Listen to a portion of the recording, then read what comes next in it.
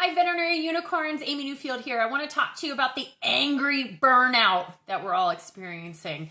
Not all of us, but a lot of us are. And for those who are in this angry burnout stage, you probably don't even realize you are burned out.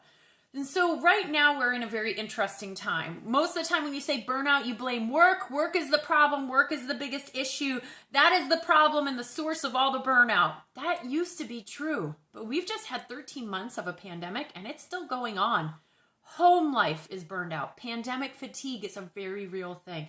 And so now we're burned out at home. Kids going in school, out of school, in school, out of school. What's going on with summer vacation? We have no idea. We can't do the things we normally did to relax. We can't go hang out at a bar. We can't easily plan a party. We can't easily go out with friends anymore. We have to think about every little thing we do. And there's a stress level to that.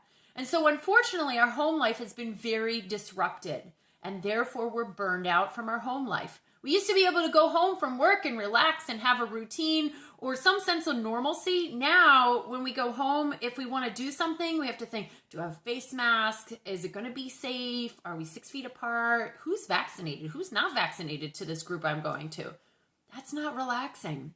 And so now we're stressed out and burned out at home. We're bringing it into work and our work life is coming home. So we are seeing burnout home and at work, which unfortunately creates a bit of a headache for a lot of us.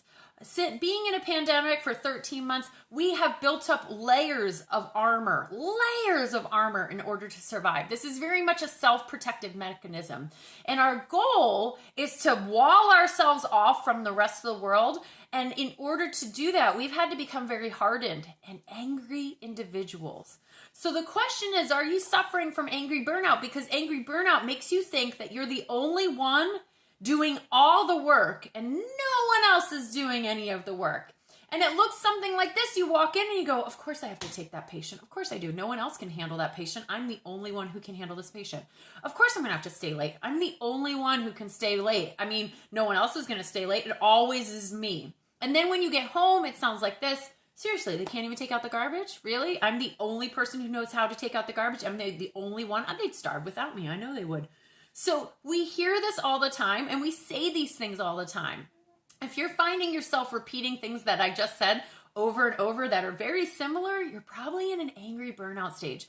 And the problem with angry burnout is that because you had to be hard, keep on going and fighting for this many months, it's really hard to come back from that because you're in such an angry stage. The first step is recognition. I'm suffering from angry burnout, or maybe you know somebody who is. If you know somebody who is, have that gentle conversation with them out of concern, not just walk up to them and go, you're an angry burnout person. That's not going to go well. So instead, go up to them with care and compassion and say, I'm really concerned about you because you didn't used to be so angry. And I think maybe you're burned out and we need to figure out how to get you out of that. The second thing we need to do, set the boundaries. Say no to things. And I understand you're going to feel guilty. Everybody does. If your work asks you to stay late and you know you're at the end of your bandwidth, you're done. There's no conceivable way you can stay late and still be a human being. You're going to have part of your soul crushed. Say no. And then remember your own truth. This is really important. When you say no and you set boundaries, there's going to be something inside of your head that goes, I'm less than. I'm not doing as much. I shouldn't have said no. I should have just said yes and kept going. I want you to stop that because you know none of that's true. You are more than. You've done your fair share. It's okay to say no. You need to start taking care of the most important thing, which is you. Because if you take care of yourself, then you can give all of your energy to your family, your friends, the clients, the pets, your coworkers. But if you burn this out, it doesn't matter. So I'm telling you to please take care of yourself. Always easier said than done. Check in with yourself. Are you in the angry burnout stage? Are you blaming everybody else when really it dials down to you just taking a little bit better care of yourself?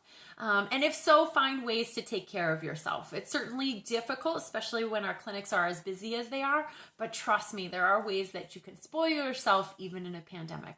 I hope this helps, and thank you for listening, and keep on being a unicorn.